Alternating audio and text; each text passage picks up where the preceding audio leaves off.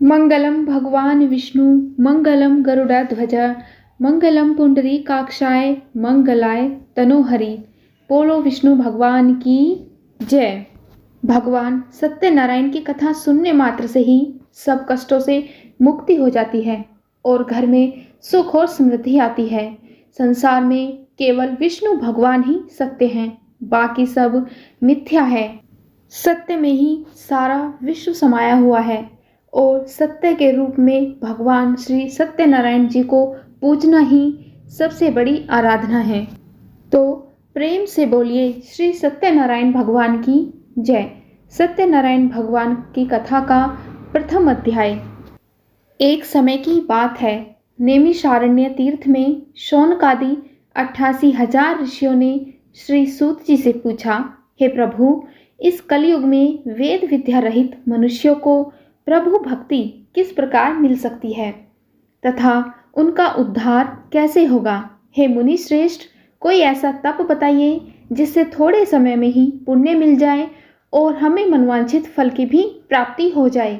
इस प्रकार की कथा सुनने की हम इच्छा रखते हैं। सर्वशास्त्रों के ज्ञाता सूत जी बोले, हे वैष्णवों में पूज्य, आप सभी ने प्राणियों के हित की बात पूछी है, इसलिए मैं एक ऐसे श्रेष्ठ व्रत को आप लोगों को बताऊंगा जिसे नारद जी ने श्री लक्ष्मी नारायण जी से पूछा था और लक्ष्मीपति ने मुनि श्रेष्ठ नारद जी से कहा था। आप सब इसे ध्यान से सुनिए। एक समय की बात है, योगीराज नारद जी दूसरों के हित की इच्छा लिए अनेकों लोकों में घूमते हुए मृत्युलोक में आ पहुँचे। यहाँ इन्होंने अनेक योनियों में जन्मे प्राय सभी मनुष्यों को अपने कर्मों द्वारा अनेकों दुखों से पीड़ित देखा। उनका दुख देख नारद जी सोचने लगे कि कैसा यत्न किया जाए जिसके करने से निश्चित रूप से मानव के दुखों का अंत हो जाए। इसी विचार पर मनन करते हुए वह विष्णु लोक में गए। वहां वह देवों के ईश नारायण की स्तुति करने लगे, जिनके हाथों में शंख चक्र गदा और पद्म थे और उनके गले में वरमाला पहने हुए थे। स्तुति करते हुए नारद जी बोले, हे भगवान, आप अत्यंत शक्ति से संपन्न हैं। मन तथा वाणी भी आपको नहीं पा सकती है। आपका ना तो कोई आदि है, ना ही कोई मध्य है और ना ही आपका कोई अंत है। निर्गुण स्वरूप सृष्टि के कारण भक्तों के दुख को दूर करने वाले हो, आपको मेरा सादर नमस्कार है। नारद जी की स्तुति सुनकर विष्णु भगवान बोले, हे मुनि श्रेष्ठ, आपके मन में क्या बात है और आप किस काम के लिए यहाँ पधारे हैं, उसे आप मुझसे निसंकोच होकर कहो। इस पर नारद मुनि बोले कि मृत्युलोक में अनेक योनियों में जन्मे मनुष्य अपने कर्मों के द्वारा अनेकों दुख से दुखी हो रही हैं। हे नाथ, आप मुझ पर दया रखते हैं तो बताइए कि वो मनुष्य थोड़े से ही प्रयास से अपने दुखों से कैसे छुटकारा पा सकते हैं। श्री हरि बोले, हे नारद, मनुष्यों की भलाई के लिए तुमने बहुत अच्छी बात पूछी है। जिसके करने से मनुष्य मोह से छूट जाता है, वह बात मैं तुमसे कहता हूँ, उसे सुनो। स्वर्गलोक व मृत्युलोक दोनों में एक दुर्लभ उत्तम व्रत है जो पुण्य देने वाला है। आज प्रेमवश होकर मैं उसे तुमसे कहता हूँ। श्री सत्यनारायण भगवान का यह व्रत अच्छी तरह विधि विधान पूर्वक करके मनुष्य तुरंत ही यहाँ सुख भोग कर मरने पर मोक्ष प्राप्त करता है। श्री हरि के वचन सुनकर नारद जी बोले कि उस व्रत का फल क्या है और उसका विधान क्या है। यह व्रत किसने किया था, इस व्रत को किस दिन करना चाहिए, सभी कुछ मुझसे विस्तार से बताइए। नारद की बात सुनकर श्री हरि बोले कि दुख और शोक को दूर करने वाला यह व्रत सभी स्थानों पर विजय दिलाने वाला है। मानव को भक्ति और श्रद्धा के साथ शाम को श्री सत्यनारायण की पूजा धर्म परायण होकर ब्राह्मणों और बंधुओं के साथ करनी चाहिए। भक्ति भाव से ही नैवेद्य, केले का फल, घी, दूध और गेहूं का आटा सवाया ले। गेहूं के स्थान पर साठी का आटा, शक्कर तथा गुड़ लेकर वे सभी भक्षण योग्य पदार्थों को मिलाकर भगवान का भोग लगाएं। ब्राह्मणों सहित बंधु बांधवों को भी भोजन कराएं। उसके बाद स्वयं भोजन करें, भजन कीर्तन के साथ भगवान की भक्ति में लीन हो जाएं। इस तरह से सत्यनारायण भगवान का यह व्रत करने पर मनुष्य की सारी इच्छाएं निश्चित रूप से पूरी होती हैं। इस कलिकाल अर्थात कलयुग में मृत्युलोक में मोक्ष का यही एक सरल उपाय बताया गया है। इति श्री सत्यनारायण व्रत कथा का प्रथम अध्याय संपूर्ण होता है। बोलो श्री सत्यनारायण भगवान की जय। सत्यनारायण भगवान की कथा का दूसरा अध्याय। सूत जी बोले, हे ऋषियों, जिसने पहले समय में इस व्रत को किया था उसका मैं तुम्हें इतिहास कहता हूँ, इसे ध्यान से सुनो। सुंदर काशीपुरी नगरी में एक अत्यंत निर्धन ब्राह्मण रहता था। भूख और प्यास से परेशान वह धरती पर घूमता रहता था। ब्राह्मणों से प्रेम करने वाले भगवान ने एक दिन ब्राह्मण का वेश धारण कर उसके पास जाकर पूछा, हे विप्र, नित्य दुखी होकर तुम पृथ्वी पर क्यों घूमते हो? दीन ब्राह्मण बोला, मैं निर्धन ब्राह्मण हूँ और भिक्षा के लिए धरती पर घूमता रहता हूँ। हे भगवान, यदि आप इसका कोई उपाय जानते हो तो बताइए। वृद्ध ब्राह्मण कहने लगा कि सत्यनारायण भगवान मनोवांछित फल देने वाले हैं, इसीलिए तुम उनका पूजन करो और इसे करने से मनुष्य सभी दुखों से मुक्त हो जाता है। वृद्ध ब्राह्मण बनकर आए सत्यनारायण भगवान उस निर्धन ब्राह्मण को व्रत का सारा विधान बताकर अंतर्ध्यान हो गए। ब्राह्मण मन ही मन सोचने लगा कि जिस व्रत को वृद्ध ब्राह्मण करने को कह गए हैं मैं उसे जरूर करूँगा। यह निश्चय करने के बाद उसे रात में नींद भी नहीं आई और वह सवेरे जल्दी उठकर सत्यनारायण भगवान के व्रत का निश्चय करके भिक्षा के लिए चला गया। उस दिन निर्धन भगवान को भिक्षा में बहुत सारा धन मिला, जिससे उसे बंधु और बांधवों के साथ मिलकर श्री सत्यनारायण भगवान का व्रत संपन्न किया। भगवान सत्यनारायण का व्रत संपन्न करने के बाद वह निर्धन ब्राह्मण सभी दुखों से छूट गया और अनेक प्रकार की संपत्तियों से युक्त हो गया। उसी समय से वह ब्राह्मण हर माह इस व्रत को करने लगा। इस तरह से सत्यनारायण भगवान के व्रत को जो मनुष्य करेगा वह सभी प्रकार के पापों से छूटकर मोक्ष को प्राप्त होगा। जो मनुष्य इस व्रत को करेगा वह सभी प्रकार के दुखों से भी मुक्त हो जाएगा। सूत जी बोले कि इस तरह से नारद जी ने नारायण जी का कहा हुआ श्री सत्यनारायण व्रत जो कि मैंने तुमसे कहा है वो किया, और हे विप्र, मैं अब और तुमसे क्या कहूँ। ऋषि बोले, हे मुनिवर, संसार में उस विप्र से सुनकर और किस किस ने इस व्रत को किया है, हम सब इस बात को सुनना चाहते हैं। इसके लिए हमारे मन में अपार श्रद्धा का भाव है। सूत जी बोले कि हे मुनियों, जिसने इस व्रत को किया है वह सब सुनो। एक समय वही विप्र धन व ऐश्वर्य के अनुसार अपने बंधु बांधवों के साथ इस व्रत को करने को तैयार हुआ। उसी समय एक लकड़ी बेचने वाला बूढ़ा आदमी आया और लकड़ियां बाहर रखकर अंदर ब्राह्मण के घर में गया। प्यास से दुखी वह लकड़हारा उनको व्रत करते देख विप्र को नमस्कार करके पूछने लगा कि आप यह क्या कर रहे हैं तथा इसे करने से आपको क्या फल मिलेगा? कृपया यह सब मुझे भी बताइए। ब्राह्मण ने कहा कि यह सब मनोकामनाओं को पूरा करने वाला श्री सत्यनारायण भगवान का व्रत है।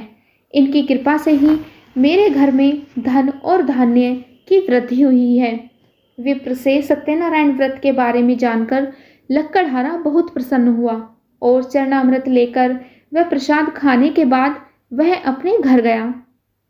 लक्कड़हारे ने मन ही मन अपने संकल्प किया कि आज लकड़ी बेचने से जो धन मिलेगा उसी से मैं श्री सत्यनारायण भगवान का उत्तम व्रत करूंगा।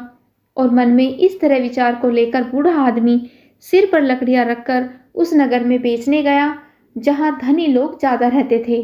उस नगर में उसे अपनी लकड़ियों का दाम पहले से 4 गुना अधिक मिला।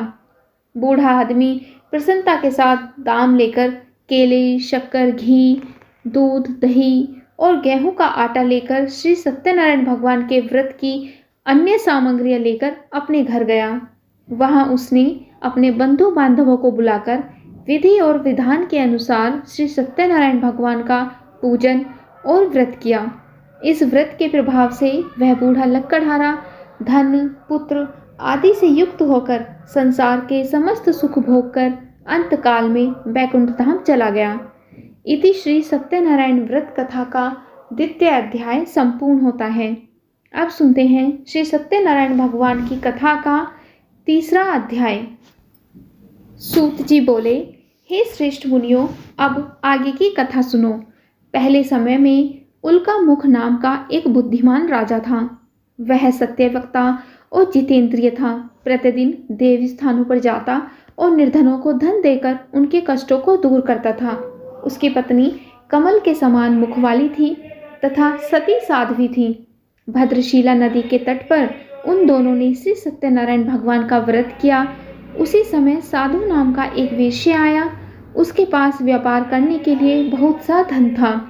राजा को व्रत करते देखकर वह विनय के साथ पूछने लगा कि हे राजन, भक्ति भाव से पूर्ण होकर आप यह क्या कर रहे हैं?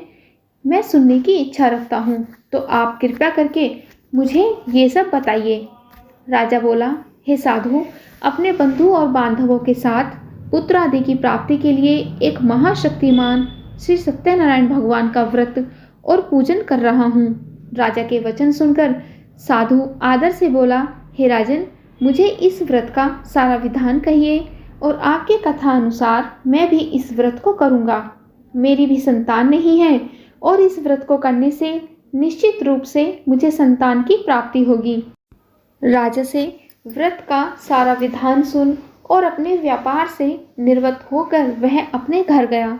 साधु वेश्य ने अपनी पत्नी को संतान देने वाले इस व्रत का वर्णन कह सुनाया और कहा कि जब मेरी संतान होगी तब मैं इस व्रत को करूँगा। साधु ने इस तरह के वचन अपनी पत्नी लीलावती से कहे। एक दिन लीलावती पति के साथ आनंदित होकर सांसारिक धर्म में प्रवृत्त होकर सत्यनारायण भगवान की कृपा से गर्भवती हो गई और 10वें महीने में उसके गर्भ से एक सुंदर कन्या का जन्म हुआ। दिनों दिन वह कन्या ऐसे बढ़ने लगी जैसे कि शुक्ल पक्ष का चंद्रमा बढ़ता रहता है। माता पिता ने अपनी कन्या का नाम कलावती रखा। एक दिन लीलावती ने मीठे शब्दों में अपने पति को याद दिलाया कि आपने सत्यनारायण भगवान के जिस व्रत को करने का संकल्प किया था उसे करने का समय आ गया है।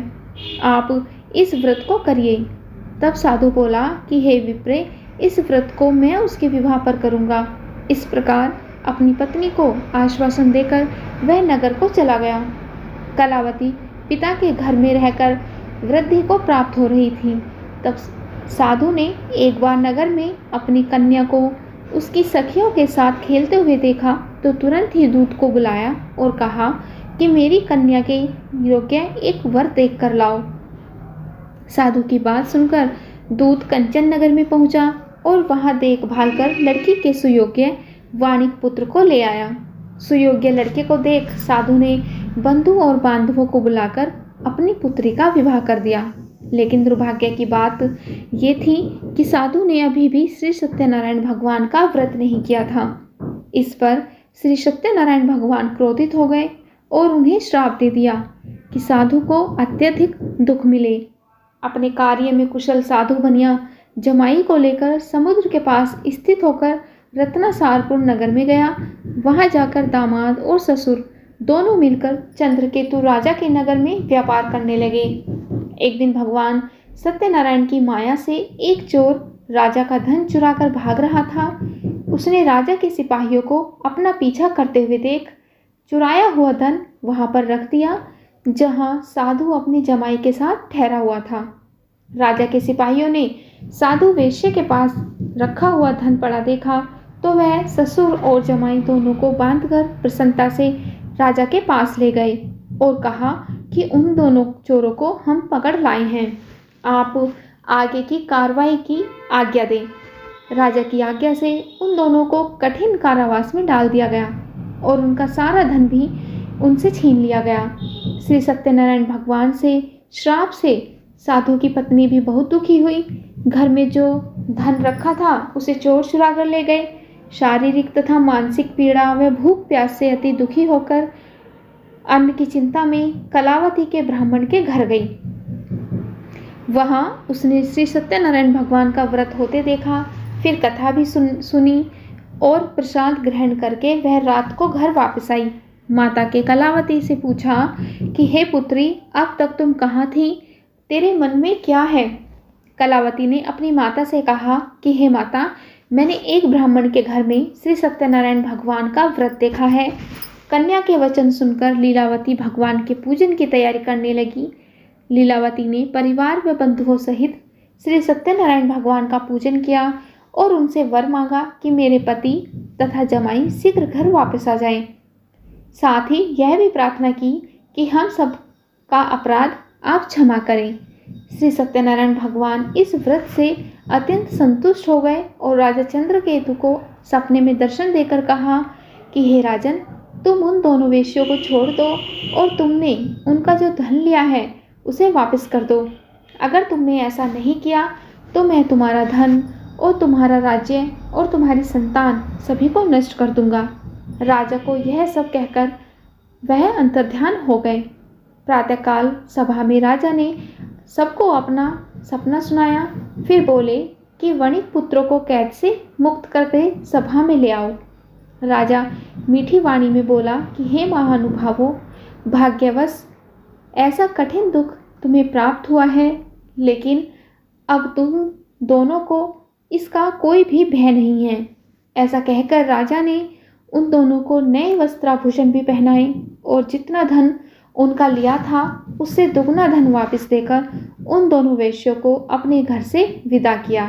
अब वो दोनों वेश्य अपने घर को चल दिए। इति श्री सत्यनारायण व्रत कथा का तृतीय अध्याय संपूर्ण। अब हम सुनते हैं श्री सत्यनारायण व्रत कथा का चौथा अध्याय। सूत जी बोले, वेश्य ने मंगलाचार करके अपनी यात्रा आरंभ की और अपने नगर की ओर चल दिए। उनके थोड़ी दूर जाने पर एक दंडी वेशधारी श्री सत्यनारायण भगवान ने उनसे पूछा, हे साधु, तेरी नाव में क्या है? अभिवाणी वणिक हंसता हुआ बोला, हे दंडी, आप क्यों पूछते हो? क्या आपकी हमारा धन लेने की इच्छा है? मेरी नाव में तो बेल और पत्ते भरे हुए हैं। वेश्य के कठोर वचन सुनकर भगवान बोले, तुम्हारा वचन सत्य हो। दंडी ऐसे वचन कह वहां से दूर चले गए। कुछ दूर जाकर समुद्र के किनारे पर वो बैठ गए। दंडी के जाने के बाद साधु वैश्य ने नित्य क्रिया के पश्चात नाव को ऊंची उठते देखकर अचंभा माना और नाव में बेल और पत्ते आदि देखकर वह मूर्छित होकर जमीन पर गिर पड़े। मूर्छा खुलने पर वह अत्यंत शोक में डूब गया। तब उसका दामाद बोला कि आप शोक न मनाएं, यह दंडी का श्राप है, इसीलिए हमें उनकी शरण में जाना चाहिए, तभी हमारी मनोकामना पूरी होगी। दामाद की बात सुनकर वह दंडी के पास पहुंचा और अत्यंत भक्तिभाव से नमस्कार करके बोला, मैंने आपसे जो असत्य वचन कहे थे उनके लिए मुझे क्षमा कर दो। ऐसा कहकर वह महान श्री शोकातुर होकर रोने लगा। तब दंडी भगवान बोले, हे वणिक पुत्र, मेरी आज्ञा से बार बार तुम्हें दुख प्राप्त हुआ है, अतः तू मेरी पूजा से विमुख हुआ। साधु बोला, हे भगवान, आपकी माया से ब्रह्मा आदि देवता भी आपके रूप को नहीं जानते, तब मैं अज्ञानी भला कैसे जान सकता हूँ? आप मुझ पर प्रसन्न होए, अब मैं अपनी सामर्थ्य के अनुसार आपकी पूजा करूँगा। मेरी रक्षा करो और पहले के समान नौका में धन भर दो। साधु वैश्य के भक्तिपूर्वक वचन सुनकर भगवान प्रसन्न हो गए और उसकी इच्छा अनुसार वरदान देकर अंतर्ध्यान हो गए। जब ससुर और जमाई नाव पर आए तो नाव धन से भरी हुई थी। फिर वही अपने अन्य साथियों के साथ सत्यनारायण भगवान का पूजन करके अपने नगर को चल दिए। जब नगर के नज़दीक पहुँचे तो दूत को घर पर खबर करने के लिए भेज दिया। दूत साधु की पत्नी को प्रणाम करके कहता है कि मालिक अपने दामाद सहित नगर के निकट आ गए हैं। दूत की बात सुनकर साधु की पत्नी लीलावती ने बड़े हर्ष के साथ सत्यनारायण भगवान का पूजन कर अपनी पुत्री कलावती से कहा कि मैं अपने पति के दर्शन को जाती हूँ, तू कार्य पूर्ण करके शीघ्र ही आ जाना। माता के ऐसे वचन सुनकर कलावती जल्दी में प्रसाद छोड़ अपने पति के साथ पास चली गई। प्रसाद की अवज्ञा के कारण श्री सत्यनारायण भगवान रुष्ट हो गए और नाव सहित उसके पति को पानी में डुबो दिया। कलावती अपने पति को वहां ना पाकर रोती हुई जमीन पर गिर गई। नौका को डूबा हुआ देख वह कन्या को रोता हुआ देख साधु दुखी होकर बोला कि हे प्रभु, मुझसे तथा मेरे परिवार से जो भूल हुई है उसे क्षमा करें। साधु के दीन वचन सुनकर श्री सत्यनारायण भगवान प्रसन्न हो गए और आकाशवाणी हुई कि हे साधु, तेरी कन्या मेरे प्रसाद को छोड़कर आई है, इसलिए उसका पति अदृश्य हो गया है। यदि वह घर जाकर प्रसाद खाकर लौटती है तो इसे इसका पति अवश्य मिलेगा। ऐसी आकाशवाणी सुनकर कलावती घर पहुंचकर प्रसाद खाती है और फिर आकर अपने पति के दर्शन करती है।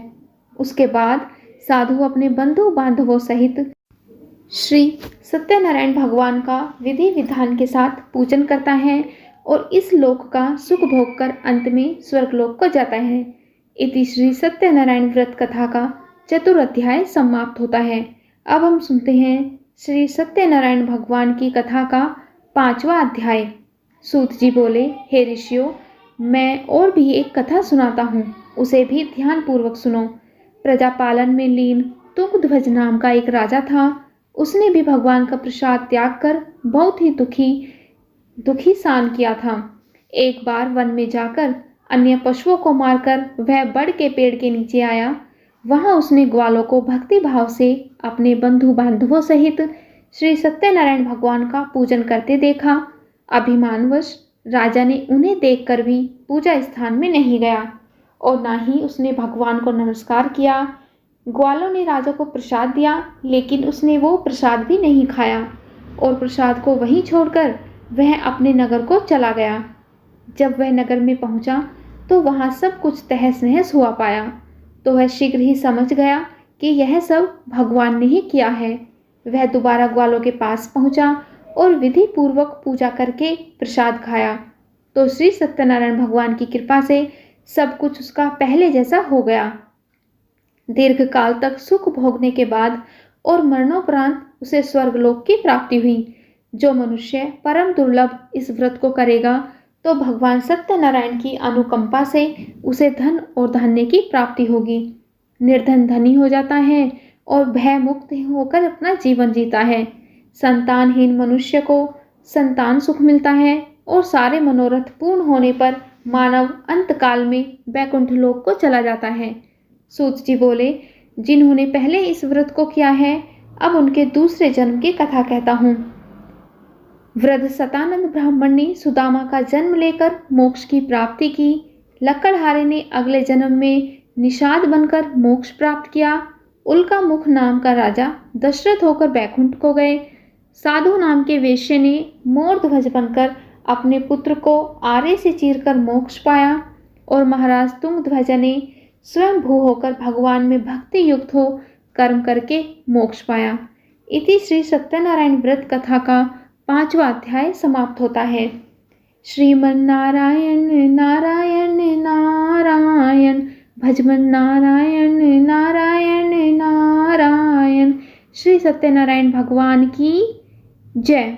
अब हम सुनते हैं श्री सत्यनारायण भगवान की आरती।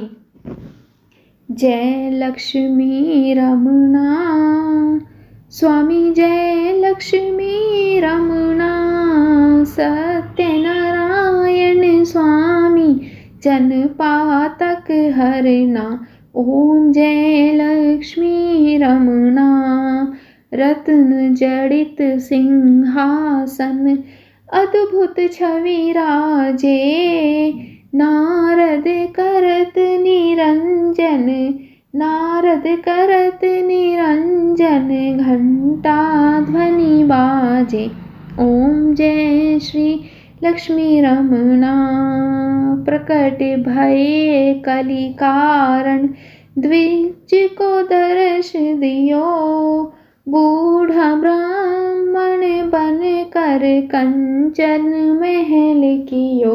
ओम जय लक्ष्मी रमणा, दुर्बल भील कठारो, जिन पर कृपा कई, चंद्रचूड़ एक राजा, तिनके विपत्ति हरी। ओम जय लक्ष्मी रमणा। वेश्य मनोरथ पायो, श्रद्धा तज दीन्ही। सो फल भोग्य प्रभु जी, फिर स्तुति कीन्ही। ओम जय लक्ष्मी रमणा। भाव भक्ति के कारण छिन छिन रूप धर्यो, श्रद्धा धारण कीन्ही। तिनको काज सरियो। ओम जय लक्ष्मी रमणा। ग्वाल बाल संग राजा, वन में भक्ति करी। मन वांछित फल दीन्हो, दीन दयाल हरि। ओम जय लक्ष्मी रमणा। चढ़त प्रसाद सवायो, कदली फल मेवा। धूप दीप तुलसी से, राजी सत्य देवा। ओम जय लक्ष्मी रमणा। श्री सत्यनारायण जी की आरती जो कोई नर गावे। रिद्धि सिद्धि सुख संपत्ति सहज रूप पावे। ओम जय लक्ष्मी रमणा। जय लक्ष्मी रमणा स्वामी, जय लक्ष्मी रमणा। सत्यनारायण स्वामी, जन पातक हरना। ओम जय लक्ष्मी रमणा। बोलो श्री सत्यनारायण भगवान की जय।